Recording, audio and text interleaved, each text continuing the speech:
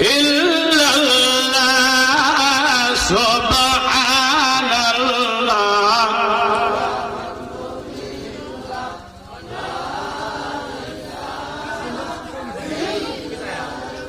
একবার জোরে সুরে বলেন সুবহানাল্লাহ। আল্লাহ রাব্বুল আলামিন কোরআনে কারীমের মধ্যে বলেন ফাযকুরুনি আযকুরকুম, তোমরা আমার জিকির করো, আমি তোমাদের চর্চা করব। বলেন সুবহানাল্লাহ।